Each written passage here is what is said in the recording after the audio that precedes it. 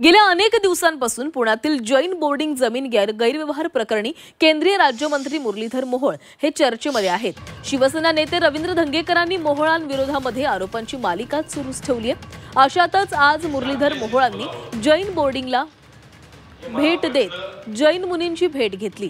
या प्रकरणात आपला संबंध नसल्याचं स्पष्टीकरण मोहोळांनी दिलेलं आहे। तर लवकरात लवकर या प्रकरणी तोडगा काढू असं आश्वासनही मोहोळ यांनी जैन समुदायाला दिले। याबाबत मुरलीधर मोहोळांसोबत बातचीत केलेली आहे आमचे प्रतिनिधी चंद्रकांत फुंदे यांनी। खरं तर गेल्या आठवड्यात बऱ्यापैकी तुम्हाला टेन्स गेला असणार माझ्या प्रतिमे मी अनेकदा तुम्ही फोनही घेत नव्हते, चिडायचे। याचा तुम्ही शेवट असा प्लॅन केला होता? चिडलो कोणा होते आम्ही? चिडलो नाही। माझं म्हणणं होतं की कुठल्याही विषयाची सत्यता तपासून पाहावी हाच माझा आग्रह होता। म्हणजे मी बोलतो त्याची सुद्धा सत्यता तपासावी, समोरचं कोणी बोलत असेल तर त्याची सत्यता तपासावी, एवढंच माझं म्हणणं होतं। मी कधी कुणावर रागवलं नाही, चिडलो नाही। आज जो काही विषय होता तो तुम्ही म्हणालात ते गुगली वगैरे काही नाही। मला असं वाटतं की गेले काही दिवस आपण पाहतो की खूप वेगवेगळ्या प्रकारे ह्या जैन बोर्डिंगच्या केसच्या संदर्भामध्ये चुकीच्या गोष्टी समोर आल्या, अपप्रचार झाले, आरोप झाले। मला असं वाटतं की ज्या वेळेला या सगळ्या याच्यात कारण नसताना माझं नाव आणलं तर मी त्याचे सगळे पुरावेसुद्धा दिले होते।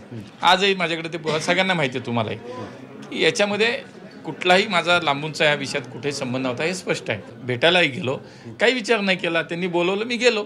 आणि गेल्यानंतर मला असं वाटतं तिथं त्यांनी जे सांगितलं की बाबा या सगळ्या विषयात आमची इच्छा आहे की इथं हे जैन बोर्डिंग जे आहे असंच राहावं, इथं विद्यार्थ्यांचं शिक्षण व्हावं, इथं सामाजिक कार्य चालावं, इथं ग्रंथालय चालावेत, इथं मुलींसाठी भविष्यात काहीतरी करावं, असा आमचा उद्देश। आणि या सगळ्या याच्यामध्ये आता तुम्ही आमच्यासोबत उभा राहा। आमची या शहराचे खासदार म्हणून ती तुमचं कर्तव्य आहे की एक समाज बांधवांना तुम्ही आमच्या सगळ्या मदत करा। आणि म्हणून मी तात्काळ त्या ठिकाणी त्यांनाही मी आश्वस्त केलं की पुढच्या काही काळामध्ये मी निश्चित यासाठी प्रयत्न करीन।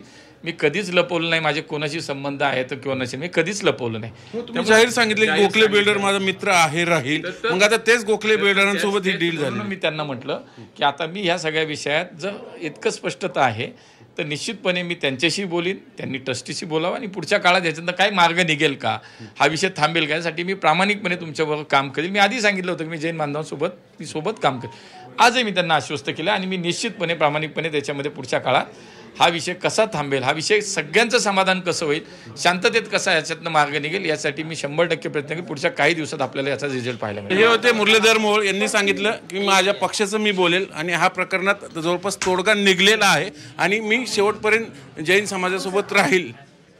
व्हिडिओ जर्नलिस्ट विकी कांबळेसह चंद्रकांत फुंदे, झी मीडिया, पुणे।